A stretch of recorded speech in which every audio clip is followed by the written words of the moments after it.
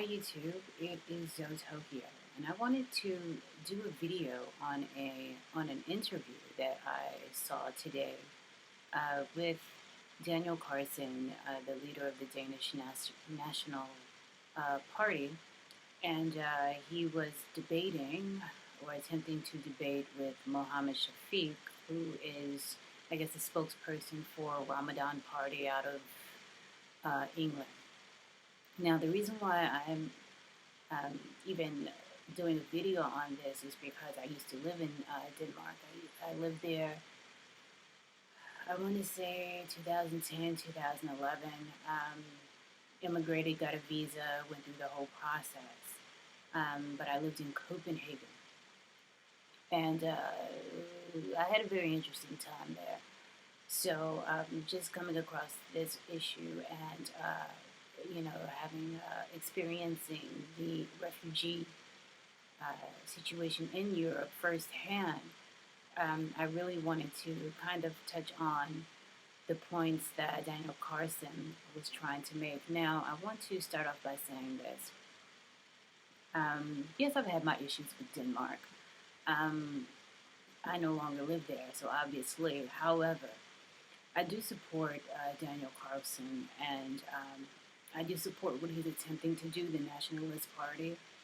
I understand nationalism a lot better than I used to, because it's not very, it's not black and white. There's a lot of things that encompass nationalism, and nationalism can be good.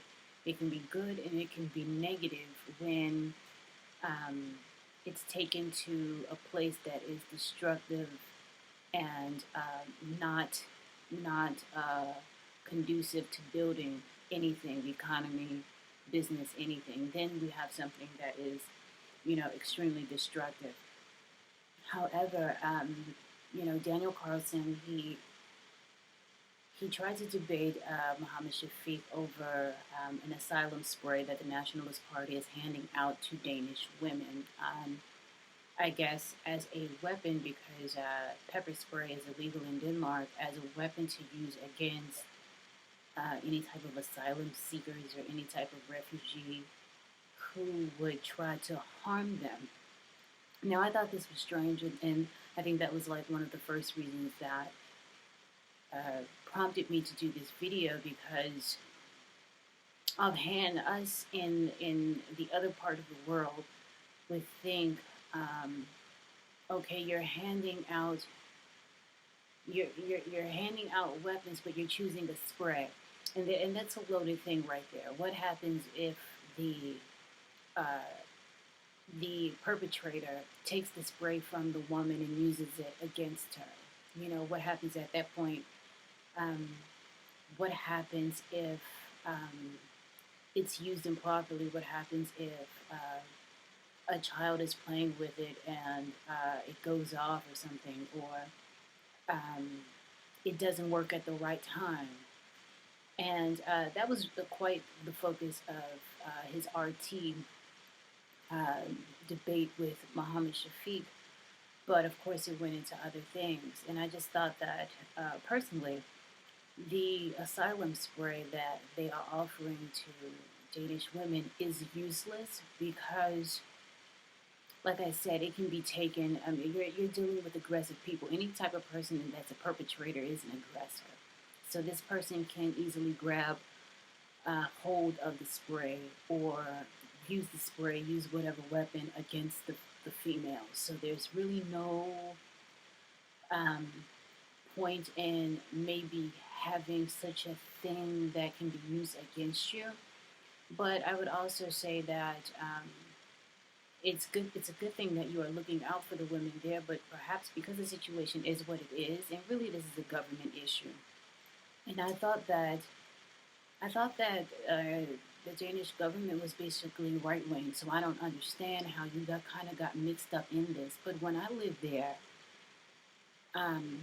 and like I said, I lived in Copenhagen. Daniel Carlsen is supposedly stationed in Aarhus. I've never been to Aarhus. I didn't see, the migrant situation wasn't what it is now. in at least in Copenhagen. You had what is called immigrants there. Um, Perhaps migrants, but immigrants, and that was another issue that I wanted to bring up. Daniel doesn't seem like he's shaky on his on how to use the English language. He speaks English, but like many Danes are, he is shaky on when to use which word, and sometimes he's confusing the word, or he just doesn't know enough about the definition of the word. So, because you get to using migrants and asylum seekers and immigrants interchangeably, and you really shouldn't. Because, okay, the Nationalist Party is anti-immigrant. And I remember the at the end of the interview, he says that um, non-Europeans in Europe don't contribute to the European economy, which is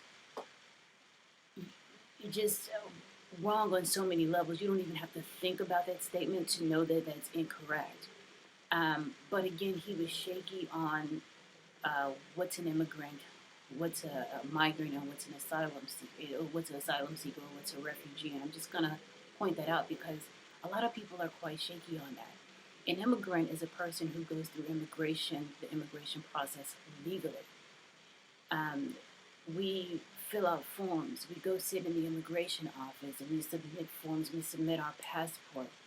We submit maybe a birth certificate, work history, some sort of proof of income.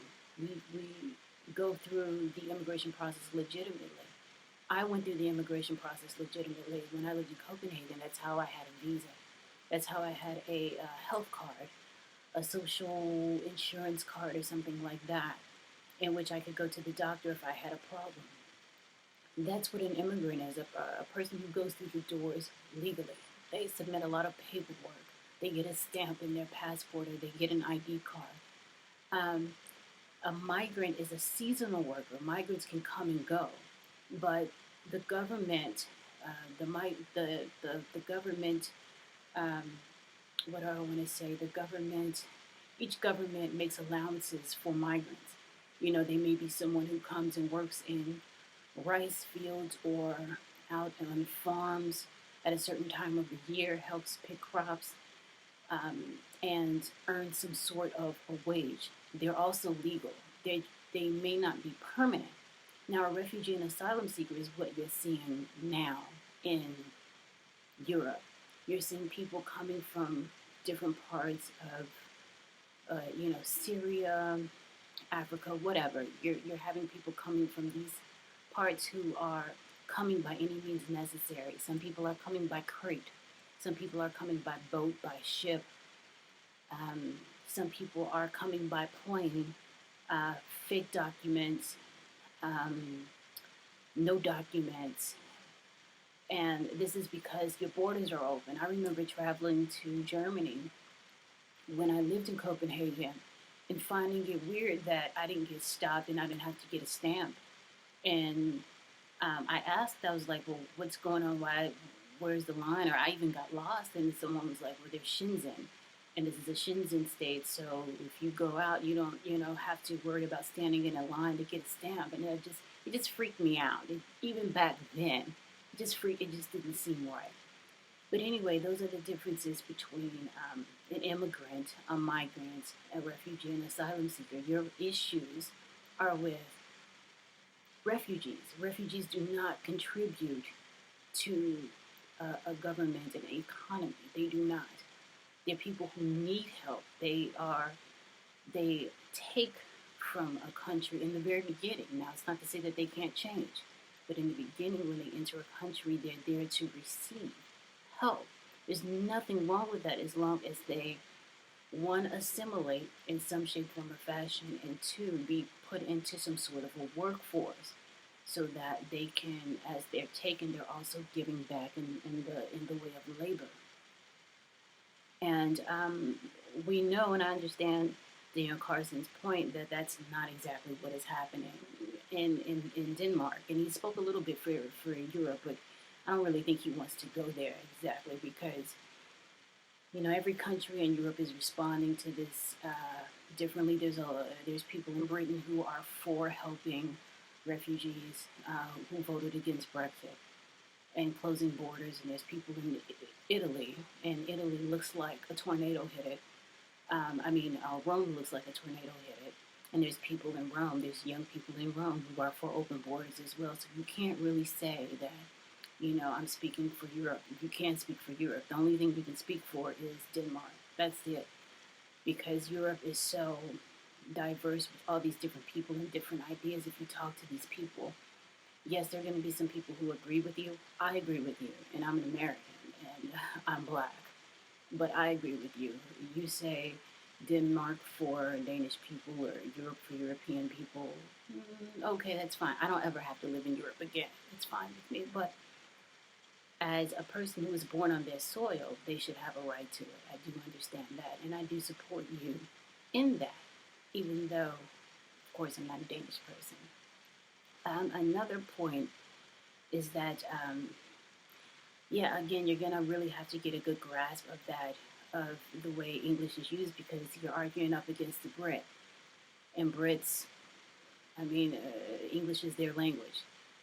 As an American, it's our borrowed language. So, of course, he's going to have a command of the language that you don't have. And you're using words interchangeably, which confuses a lot of things, and that creates a communication problem. And you said that, or it was said that Europe is at its best with refugees. I believe Muhammad said that.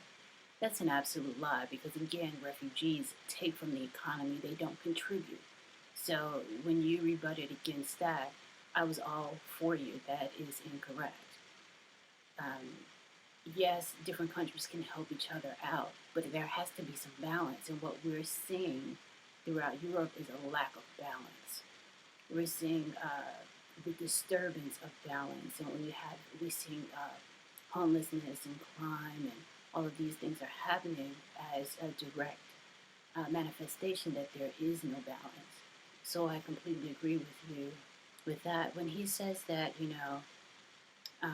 you're a racist, Danes aren't racist. They're xenophobic. It's different. And I don't mean that disrespectfully. And a lot of Danes, will agree to that. That's nothing new. It's just that you all are a small country. You're separated. Scandinavia is separate from like Germany, and Germany's close to, England and Paris. It's only 2 hours away from everything. Well, you're in Scandinavia. You guys are clustered off to your own. So there's really, intellectually, there's really a break, from the other parts of Europe. You think differently. You move differently. You live differently than the Germans, than the English, than the Scottish. You just do. I don't know if you've noticed that. I've lived in those other countries too. And Scandinavia was a wake-up call. But him saying that really was incorrect. But you try to hold your own, and I really do support.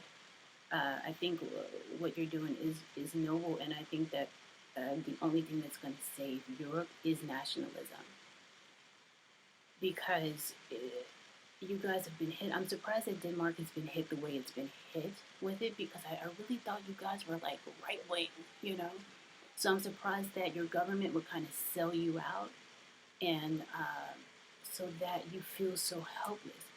Oh, back to the xenophobic part. You're just not.